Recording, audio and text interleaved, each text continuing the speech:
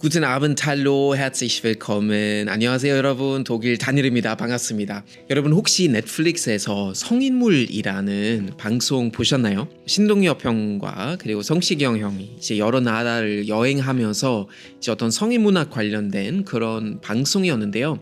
저는 사실 독일 편 자문했습니다. 그래서 그 전에 이제 제작진이랑 2시간 가까이 통화하면서 인터뷰하고 여러 가지 정보를 드리고 했었는데요. 특히 충격적이었던 건 바로 독일의 사우나 문화, 그리고 나체로 운동하는 그런 장면들 매우 인상적이었나 봐요. 그래서 오늘은 독일의 나체주의, 또 사실 다른 말로 하자면 자연주의에 대해서 함께 알아보도록 하겠습니다. 이제 한국에서 보통 나체주의라고 번역되더라고요. 사전을 찾아보니까. 근데 독일에서 이 문화를 FKK, 즉 Freikörperkultur라고 부릅니다. 어떤 뜻이냐면은 자연스러운 몸의 문화라는 뜻인데요. 저는 개인적으로도 경험 몇 번 했습니다. 정말 아기 때 엄마랑 같이 사우나 몇 번 간 적이 있었고요. 근데 나중에 방송 시작하고 나서 제가 생일 선물로 독일에 있는 호텔 속에 있는 사우나를 갈 수 있는 어떤 이제 상품권 받았어요. 그래서 혼자서 그 사우나 가봤는데요. 그때 2016년 그때쯤이었을 거예요. 근데 성인 다 돼서 처음으로 독일 사우나 가는데 저마저 또 충격을 많이 받았습니다. 혼자 누워 있었는데 어느 순간에 갑자기 문이 열리면서 40대 초반인 여성이 이제 알몸으로 들어와서 저한테 되게 친절하게 인사하시고, 그리고 바로 제 앞에 누웠어요. 그리고 거기서 이제 땀 흘리다가 나중에 샤워하러 갔을 때 놀랬던 게 샤워실도 같이 사용하더라고요. 탈의실도 그렇고. 그래서 저도 독일 사람이지만 말로만 듣던 이 사우나 문화를 직접 경험해 보니까 저도 그때 되게 충격을 많이 먹었어요. 근데 그 이후로는 몇 번 가보니까 지금은 오히려 굉장히 자연스러워졌고, 오히려 너무나 마음이 편한 문화로 느끼게 됐습니다. 최근에 몇 년 전에도 와이프랑 같이 이제 가는데요. 그때 저희 동네 옆에 이제 호수가 크게 있는데요. 그 호수 옆에 어떤 큰 사우나 시설이 있고 야외 수영장도 있는데요. 그래서 거기서 알몸으로 수영하고 호수 풍경도 즐기고 맛있는 것도 먹고 하루 종일 놀고 먹을 수 있는 그런 시설이라고 보시면 될 것 같습니다. 근데 왜 하필 독일에서 이런 문화가 많이 발전했을까요? 자, 일단 역사부터 같이 알아보도록 하겠습니다. 1898년에 처음으로 독일에서 이런 나체주의 문화의 어떤 관련된 협회가 생겼습니다.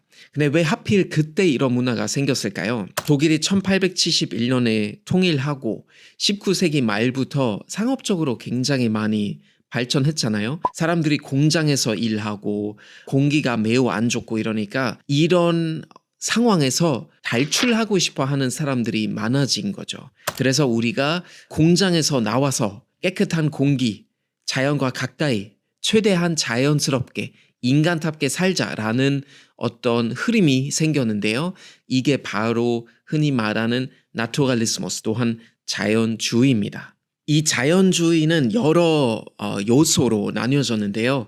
어떤 사람들은 예를 들면 채식주의, 또한 동물 보호에 관련된 관심을 많이 가지게 됐고, 또 어떤 사람들은 우리가 최대한 자연스러운 모습, 그리고 이 모습에 대해서 절대 부끄러움을 가지지 않고 생활해야 된다는 어떤 인식이 생기면서 여러 가지 생활 방식으로 갈라지게 됩니다. 근데 이 문화가 결국 이제 독일 현대사를 거치면서 조금씩 변경하게 되는데요. 1930년대부터 나치들이 정권을 잡았을 때 자연주의 과연 어떻게 됐을까요? 나치들은 이런 자연주의를 혹시 강하게 반박하고 반대했을까요?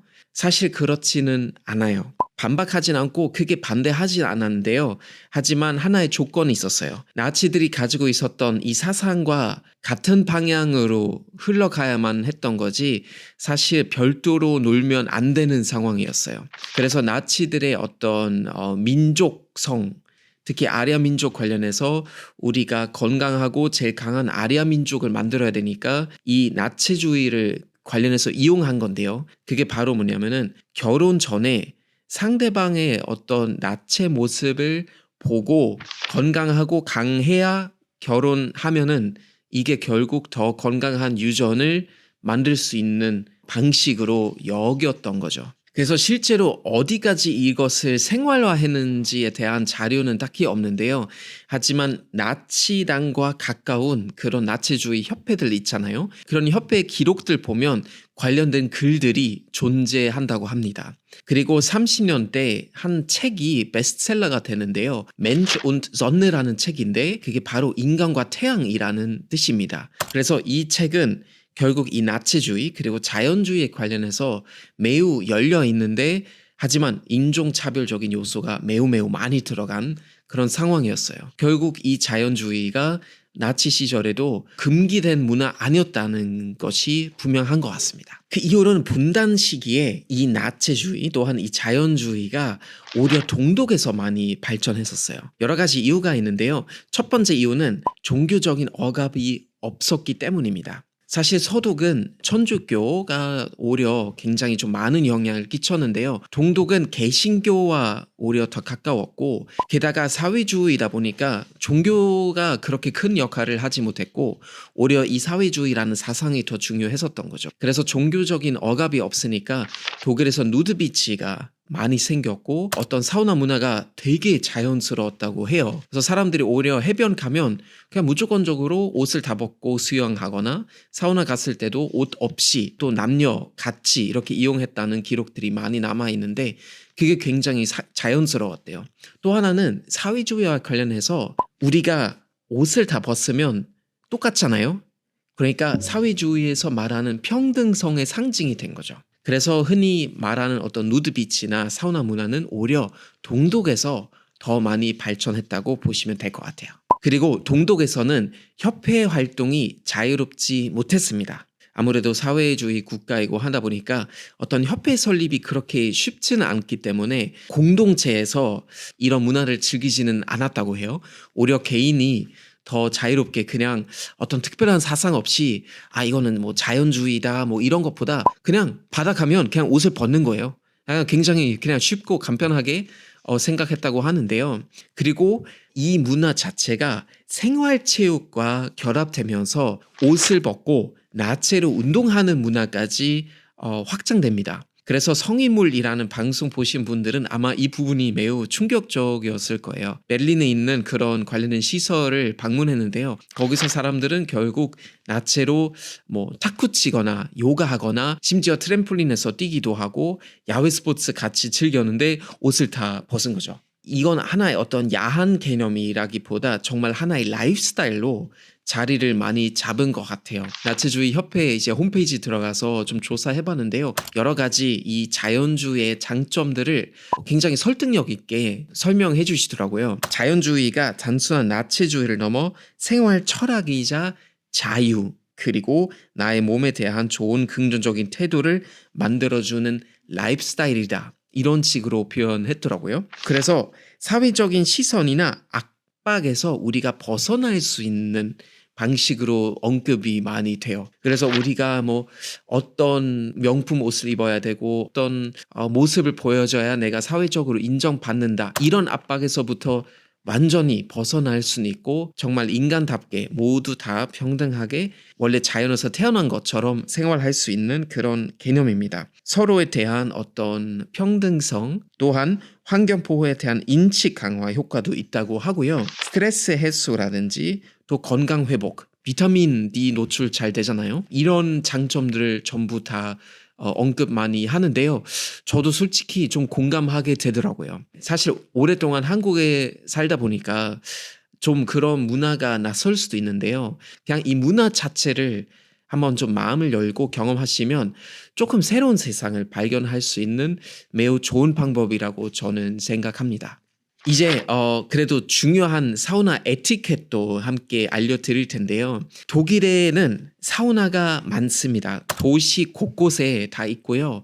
굉장히 흔한 문화인데요. 근데 이제 사우나 가시면 물론 이제 옷을 다 벗고 탈의실이라든지 샤워실도 같이 남녀 공용으로 사용하는데 하지만 지켜야 하는 에티켓이 있습니다.